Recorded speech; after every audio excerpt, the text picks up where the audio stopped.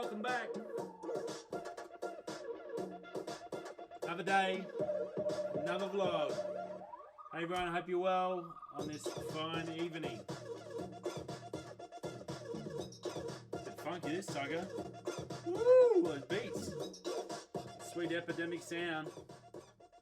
There we go. Bring it down. Right, you're here, I need you just down here. It's shift change night. Sleep time. Time to recover. Hey everyone, I hope you're well on this Tuesday evening. Busy day today, holy bundy. It was flat biscuit. Yeah, one of those days.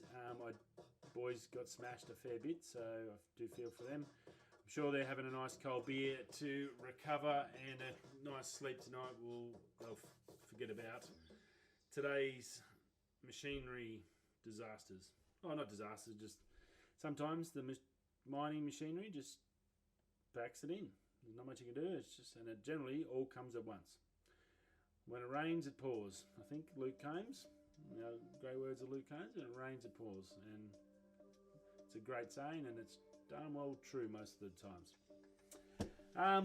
Got a fair bit I want to get done. I'm going to put together a bit of a Christmas gift guide for you for the creator in your family. If you've got someone that's a traveller or does stuff and takes photos or going on a big trip, there's some ideas there that might help you get some that you haven't heard of before. That might make things a little bit easier for you. Going to put that together for you tonight. I've got a list of stuff I want to put through. Going to give you the links over to either on eBay, where it's generally the cheapest I've found for any sort of shopping, especially in Australia. Amazon's a rip-off since it became Australian. It was so much cheaper and better when it was just in the States to get stuff in Australia. Now it's pretty average. So I tend to use eBay, so I'll drop you all the links. So I'll add all them in there for you to make it easy, so you can just go look at it and see if it's something you're interested in. The eBay ones will be affiliates. The other ones that aren't on eBay that you have to buy direct, they'll just be straight through them. No sponsorships here. Maybe one day someone will throw a dog a bone, but we'll get there. Steady. Right, there was a bit of news today. There's a fair bit floating around. We'll go. Yes. Sorry about that. Just had a brain freeze. The T-Mobile in the States announced today that the 5G network, they've opened up their 5G network in the States. At present, they're saying they've got access, or it's available to 100 million of its customers. Currently serves about 324 million customers. So it's about a third. I guess you look at it, it's probably about a third of the population. They're saying about a million miles of coverage, which is pretty good. They've got about 3 times that currently with their normal network. Obviously with 5G, it's a lot different to say 4G and 3G, where they just have a receiver on a tower that just sprays out this radio waves around for a couple of K radius. 5G doesn't work like that. It's as much as it's super high data speeds and awesome in that regards, you've got to either have line of sight of the boxes. So basically where you've got power poles on each street, you need to have one of these boxes. So long roads would have to have multiple 5G boxes down it so you can get the access. So it's a logistical nightmare, especially in Australia because we're so big. America's probably a little bit better and they've got a bit more money to spend on it. The good news is it's only a little box like this, so they can just basically steel cable tie it and lock it on to a pole and run the wires to it from the existing system, and that's basically it. So it's just getting the wires to wherever they're going to put it in. That's probably going to be the biggest part. The actual box is a piece of cake. That's just to mount on, and again, it's only yay big. It's just getting the wiring to all these millions upon millions of locations they're going to have to install. So when you pick up your phone, you'll actually get 5G because otherwise it'll drop back to 4G. But that should still be faster than the current 4G. It's very strange because it's a line of sight will give you the high speed up to 1200 meg a second. It's like 1.2 to 1.5 gig a second if 5G gets used properly. I'm sure Telstra will go the cheap option. But when it drops out of 5G, on the tests I have seen in the States, it dropped down to 3 to 400 megasecond, even at 4G using that 5G network. So it's still going to be really, really good. So they've got a long way to go, but a huge start to have that much coverage so quickly. That's pretty amazing. I think the good thing about that is it means that Apple really has to pull their finger out, and 2020 has to be the year they go 5G. Any new phone that comes out without 5G is pretty much got maybe a year of life left, because they should all be releasing 5G this year. So obviously this year and then next year the network should really open up. So the next 2 years should start the basically mass transit over into 5G. So yeah, it's very interesting, and T-Mobile's a monster player. I think there's only 3 in the States now. One of them just gobbled up another one, and there was big concerns on that with the monopoly. I think that might have been T-Mobile actually. So yeah, big news. 5G is on its way, and which is good, really good for that high speed. And in Australia, after our government blew $40 billion odd on NBN, that doesn't work. It's going to pretty much be defunct in a couple of years because 5G is just going to destroy it. So it'll be very interesting to see what happens, see if the Australian telco companies derate it so it doesn't make the NBN look bad, because yeah, I think it could easily do it. Currently, if you want 300 to 400 megs in Australia, I think it's like $1,000 a month. You have to get a special business line in, so you have to have an ABN to start with. You've got to get a special line in and pay a massive fee, $1,000 a month, so 12 grand a year just to get 300 to 400 meg. No one's going to pay for that unless you're a business and need it. Yeah, PS5 next. PS5, we looked a while ago about the V-shaped console. I've got the 4 here, the 4 Pro, the old square type. I don't know if I can screw you around there. So there's the 4 there, little unit. That's now become that V shape, so 5. Obviously, we didn't know if it was really truthful, but the developer kit was spotted. Someone got a photo of someone's developer kit. The leaks always happen. There's too much money in it, I think. And yeah, it's pretty much spot the dog on that last render we seen. I think Zone of Tech had it up. He'd got hold of it off someone. Someone had sent it into him, and I got to see it on his channel. And yeah, so it's happening. That is happening. It's very Tesla cyberpunkerish, I guess. I think there are a few people saying today that it's now going to be one of those polarizing things. You either love it or you hate it. I think with gaming, because it's stuck in your room and where no one really sees it, I guess your mates might come round, but they're not. Well, mates will always put shit on you, but I don't. You're not going to be driving down the street with it, so everyone knows what it looks like and go, oh, look at that thing, like a car. So I think it's going to be, if the performance is up to the standard, it's definitely going to do well. Well, it should do well. And I think the biggest thing from my perspective is with what is happening in the gaming world with streaming and stuff, and that all could change on 1st of January, as we talked about last night with copper.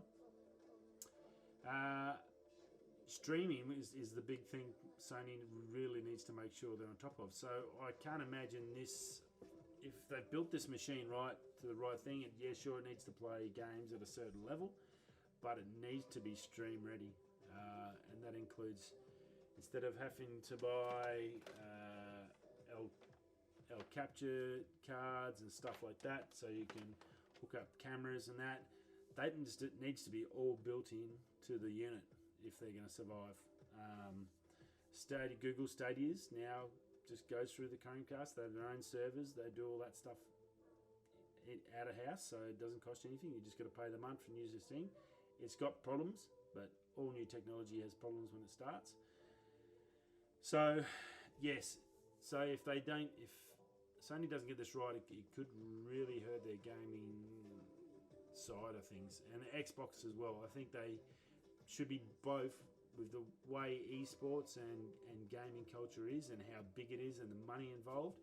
If this doesn't have a streaming setup to it where it makes it easy for a 12-year-old kid to get on his PlayStation and play against anyone in the world and practice to become a world champion, well then Sony really needs to take a long look at itself. I just can't imagine they're not going to do it.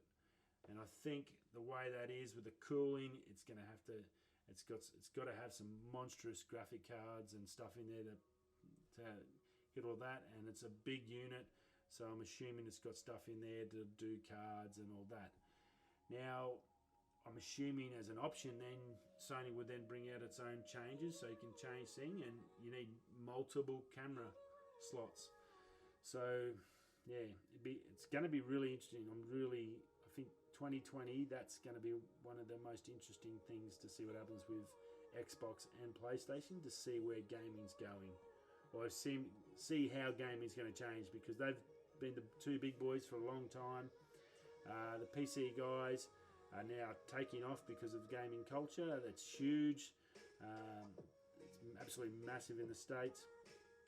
So I'd hate to see PlayStation and Microsoft sort of fall behind, where they become another piece in the gaming museum in Perth. If you haven't seen that video, shoot into the video list. I'll try and chuck it on the end of this, and so you can see that. Yeah, very interesting to see, and yeah, pretty much locked and loaded, so it's going to happen. It's just what you can do with the unit is going to be tricky. Right, some photography stuff. Nikon released the Z50. Nice little bit of kit, I thought. That'll very M50-ish. Very cool bit of gear. Nice little size, good mirrors. Now, huge part of it, they have the Z mount on it. Canon, if you're listening, please listen, Canon.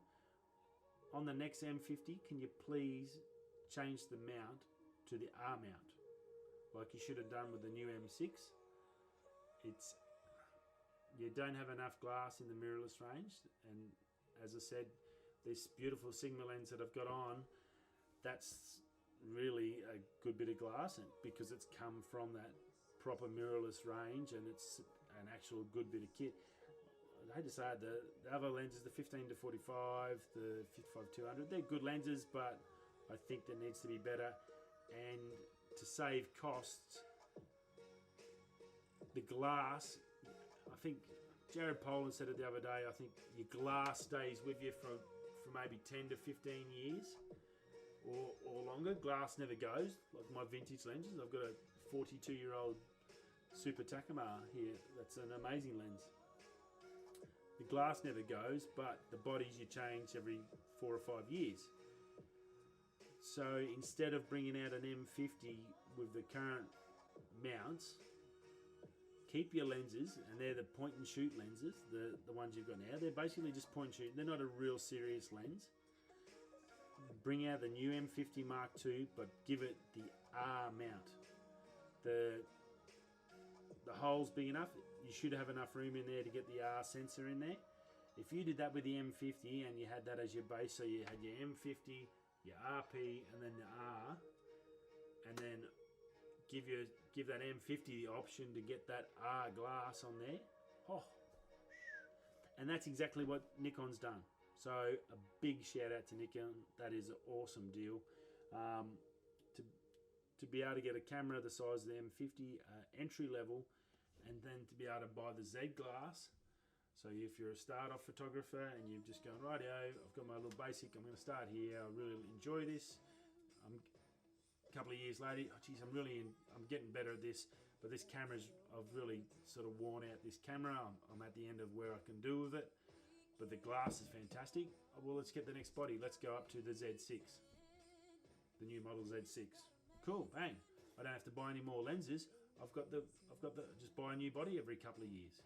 So yeah, I think that's it's a really smart way of doing it, because you cut your manufacturing costs down to make one really good quality product, like your R glass is for the Canons. We've got awesome glass on the Canon range, just don't have the pro bodies. Everyone keeps saying. So we've got the lenses. So now you've got these amazing lenses. You need to make the bodies. But now if you give everyone a choice of 10 different levels of body, but they all use the same lenses, well, the smarter way, because your bodies are the ones that turn over, where your lenses aren't turning over. The only real way now is if, say, you sold your M50 to go up to an R, well then you've got to, you're not really going to keep your smaller range lenses. You're going to sell them off with the camera to afford to pay for a new thing and then start all over again. Whereas if you could just all you have to do was buy a body and you already had the glass, how good would that be? So yeah, Nikon's done a fantastic, that's a brilliant idea. Great job, really, really awesome. Now the negative. The only thing I've seen wrong with it, I don't know what what they were thinking. But the flip screen, this is going to be an entry level. It's going to be your YouTube vlog, same as what I do. You need a flip screen, right? They've got a flip screen, but it flips to the bottom. Now they're smart enough. Sony and Canon on the M6, they've got a screen that flips up to the top, right where the horseshoe is. So my hands, my speaker, that's all you can. My face is all you can see of the screen to see whatever, if it's in focus or not. So like Canon stuff up on it. That's what's wrong with the M6. It needs to come out to flip like the M50 and the R and the RP. It's the best way to have it, the swivel and the flip out, so you can see exactly where it is. That's the go. For whatever reason, Nikon went downwards. Now, if you're shooting video and you're shooting stuff, a lot of the time it's going to be on a tripod, isn't it? So now you've got on a tripod, you're going to do all your video, and here's my product. Check out my new G Fuel, rah rah rah. But you can't see anything because the tripod's blocking out the whole screen. That's the only problem I have with the aesthetics of that camera. I don't know what they're thinking. This Canon flip out, twist, rotate is the best idea. If you're going to sell it to that entry level and that vlogging and that YouTube market, this is the best way it should be. It works. It's tried and tested. It'd be crazy any other way. The next model they bring out of this Z50, they really need to change that to get it, because down there is going to be a pain. You're going to have to get it now. Your people are going to go and buy an external TV screen, which defeats the purpose. So you might as well go the next one up, the camera that's got it, that swivels there. I think the Z6 swivels out. I'm not sure. I should have checked that. So that was the only real, really, what were they thinking? It was amazing. They go, all this great work, let's put this one mount on the whole system, even on the entry level model. Awesome. And then they go do that. A little bit silly. It's a 21 megapixel sensor. ISO range from 100 to 51,200, which is pretty cool. I looked to see if it had image stabilization in there, in the body. I couldn't see anything. It did say electric vibration reduction as one of the options in there. I'm not sure if that's what they mean. I haven't used a Nikon. I'm not 100% sure. So yeah, so I went through all the specs. I couldn't see anything there mentioning body stabilization in body stabilization, so I'm not sure. 3.5-inch screen. All the good stuff you need for an entry-level model. Pretty much a match-up to the M50, I thought. Very similar in look, style, size. Obviously, it wins straight away on that lens mount. That knocks us right out because their lens choices are limited. And we'll talk about that when I do my Sigma video. But yeah, the other options, does 4K, does all pretty much the same. It's a really good camera. So very interesting. Great to see them bring it out. So it means another push now towards mirrorless. It's definitely that entry-level market. It's got another option there, which is always good. Some competition is good. Can't wait to see what the next M50 comes out like and what they have with that. So that'll be interesting. And again, Canon, if you're listening, give us the R mount on the M50. That will kick some serious butt. Right, and my last little one notes today. Brand new Jag F-Type. Oh, yeah. Holy cow, if you're a car person and you don't like the looks of this car, something wrong with you. This is one sexy four-wheeled beast. The last F-Type, really good-looking car. Aston Martin's all in the same stable, so obviously they've got some of those design cues in there from that range. This thing is sexy as hell. Holy crap. 2020 F-Type is coming out. They're getting rid of the V6. There will be no V6 anymore. It's all V8s. So I think there's 3 different models they said to start with. The old model had an SVR range, which was, so you got the R and then the SVR, which was the sports model, which had the, all souped up. That's gone. There will be no SVR. There's top of the range is an R version, and that's basic. From what the guys on Top Gear were saying, that it's going to, all the SVR parts, engine, tranny, suspension, are going to carry over into the R model, but with this new V8 engine that it's got in there. So yeah, check out the video. It is hot as hell. You go from a Cybertruck, which is state-of-the-art technology and amazing and ugly as sin, and you go to this car, and it's probably going to cost, be probably similar to it actually, depending on when it comes to Australia. Probably going to be around the same price, I'm assuming. This thing is just gorgeous, absolutely gorgeous. New front end, whole new front end on it, which I actually really like. They had the old model to compare it with. They went back to that and looked at that, and the new front end looks amazing. Really, really nice. So yeah, great job, Jag. Done well. Fantastic. Beautiful car. Can't wait to see it on the road. And that's about it. Nothing else I can think of today? Nah. Yeah, been a heap of people that have popped past to check out the MacBook video. Thanks to those people. If you were a new person and you've just by happen bumped into me, appreciate you stopping by. The more the merrier, I think.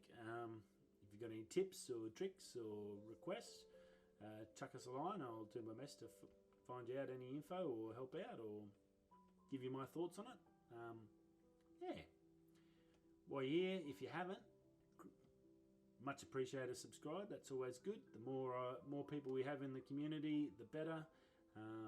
More laughs, more fun, more ideas passed around, more tips and tricks. The more people you know, the more tricks you know. I think that's always good. It's not, what's that old saying? It's not what you know, it's who you know. I think that's definitely a way. I've learned a lot off guys that I follow on YouTube. So knowledge is the key. So it's good. But yeah, thanks for that. If you are a subscriber, thanks again. Much appreciated. We'll see you all tomorrow. And as always, whether you're coming or going, I'm going to sleep tonight to get some crash. Oh yeah. We'll see you all tomorrow night. Yep, tomorrow night. We'll see you tomorrow night. First night of night shift. See you at Smoko. We'll be chatting then. All right, guys. Take it easy. Have a good sleep. And thanks for stopping by. Ciao.